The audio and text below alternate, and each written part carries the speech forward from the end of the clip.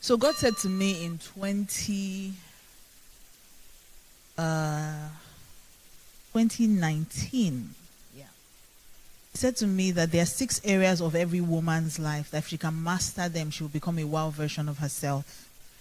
And a healthy woman makes healthy choices. What that means is that if you're a healthy person, chances are you'll make the right choice in marriage, you'll make the right choice in career. When I mean healthy, I don't just mean physically, I mean spiritually, emotionally, mentally. Okay?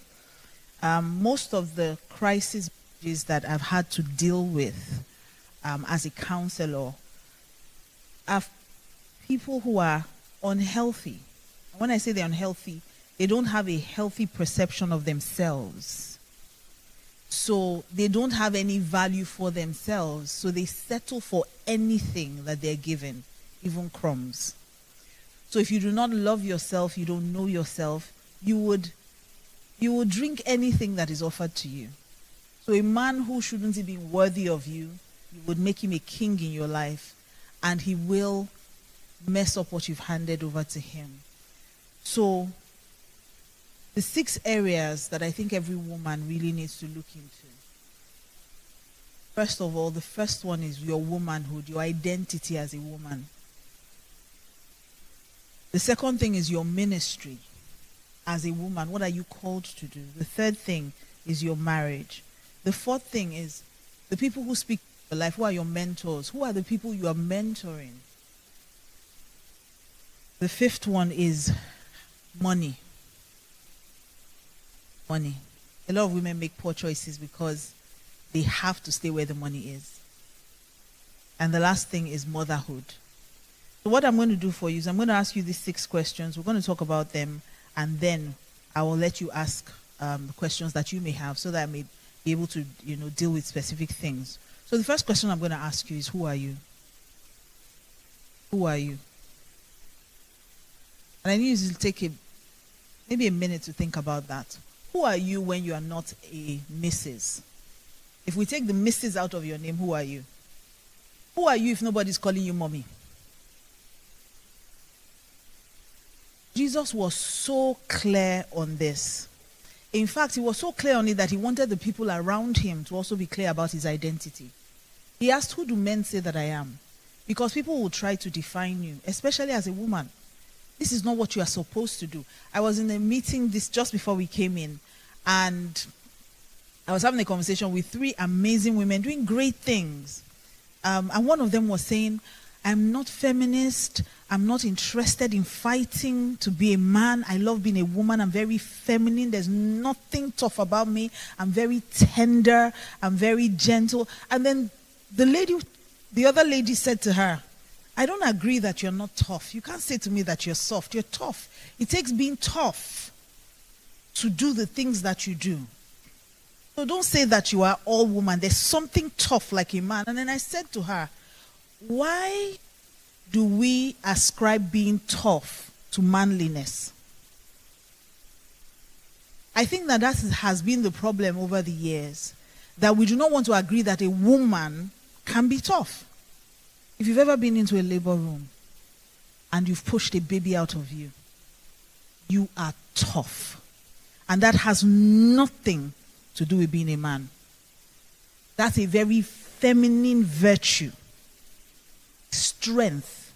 When the Bible talks about the Kail woman, that's the virtuous woman. That word is actually a military term.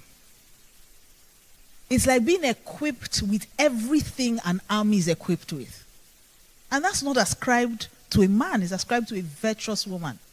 So when she said, I said the real problem is that we have not been able to define womanhood. We have allowed people define it for us. So I'm asking you tonight, who are you? You have to understand your personality. This will drive a lot of the things that you will do in your life. It will drive the relationships you allow in your life. It will drive the kind of person you marry. Interestingly, opposites attract. So if you don't understand the kind of person you are, and you don't understand the concept of what marriage is supposed to do for you, you will marry someone who is perfect for you and complain them out of your life. So for instance, I'll give you an example, my husband and I. My husband is very extroverted, very.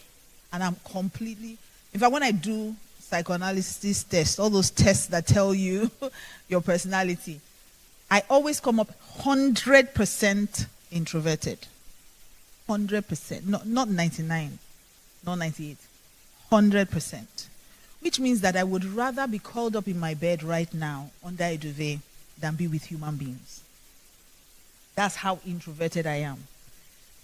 Now, because my husband is extroverted, he needs people around him. And when you first get married, or because opposites attract, it's such a beautiful quality. Oh, he likes people. Oh, how is he so comfortable around people? Oh, he's such a talker. Oh, thank God he talks, because I don't really have anything to say.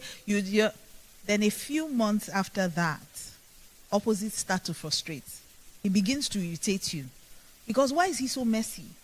Why is he so talkative? Why can't you just stay indoors? You're literally outside all the time. Why are you so energetic? Can't you rest? Can't you stop? You start with all the can't yous and you start fighting. But you see, if you can survive that season and understand that what God is trying to do is use those weaknesses of you not liking people, and he's bringing your husband's strength of loving people. If you can endure that frustration and move into the next sweet spot, right, where you now begin to exchange. So now, even though originally I was not the kind of person who liked people, now I find myself in situations where I'm among people and I'm actually beginning to enjoy them. I'm enjoying conversations, I'm enjoying relationships, I'm beginning to understand the value of them. Now imagine if I didn't patiently wait through the frustration stages. I'll give you many examples. When I got married, my husband was what we call, because you also have money personalities. Okay? So my husband is what you call a spender. No, my husband is a big spender. Doesn't fall into the category of spender. It's a big spender. And I'm a saver. I don't understand how someone can spend all that they have. It just never makes sense. I don't think it will ever make sense to me, but it just never made sense to me. So imagine being a saver and being married to a spender. Imagine, I love the fact that he could just, spend money, live large. My husband believes in, let's enjoy life. Life is for living. All this saving yourself. What if Jesus comes tomorrow? Who gets the money? And initially, it seemed like a very nice thing until it began to frustrate me. Because from the minute we met, we had a joint account, which was our agreement. All our money would be together. And I'm saving, he's spending. And he's buying unreasonable things. My husband will go out and buy a dog and come back and tell me. And I'll say, okay, you came back with 2 dogs. Why didn't you buy one? Because if one is lonely, he will die. I'm like, that made sense to you? Like, yes. And he can sell, like I said, because he's extroverted, so he can sell ice to an Eskimo. My husband would tell me, I'll give you a perfect example. First time we moved into our home, my husband said to me, I understand that quality time is your love language. And I enjoy being with you. But I also like to play pool. So I feel like if we buy a pool table, I'll be able to play with the guys, but I will still be spending time with you, which is my focus. Everybody wants that. So I said, okay, let's buy the pool table. So we bought the pool table. Now what I didn't calculate was, where would we put it? So he came and said, oh, you see, we can't put it in the parlor because it's going to spoil the look of the parlor. So what we need to do, honey, let's build something outside. You see, we're spending more money, right? But he's not coming at me and saying, I won't spend money. He always has a way of making it about me. Because, if you really can sell it and I can start going out too. I'm like, no. I enjoy the fact that, because I can just play with the boys a bit, then come in, just kiss you, hang out with you, and then I'll just go back again. It's you, I'm thinking about you. And truly, he wasn't trying to be manipulative. He really was thinking about me, but this was just another avenue to waste money. So we built the thing. Now, unfortunately, you are not God. In Nigeria, rain can fall from any direction. So they built it in a way that rain coming this way, it wouldn't hit the pool table. But there were days that God decided rain should come from this way. And so he spoiled the felt of the pool table. And my husband said to me, oh, it's bad. We have to buy another one. That's the kind of spending I'm talking about.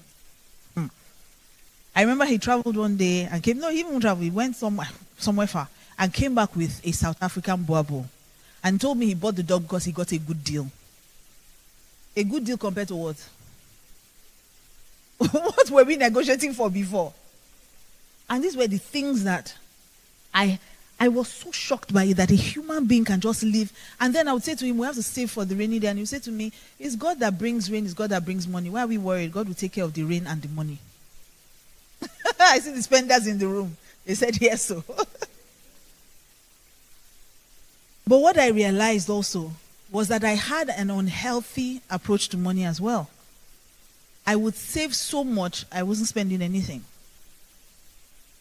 And so the balance, so you see, I could complain and destroy my marriage, or I could balance it out and realize that this person is bringing something into my life that I didn't already have. So that's why I said that understanding yourself is the first step to anything, whether marriage, money, whatever. Understanding yourself. So I ask you again, who are you?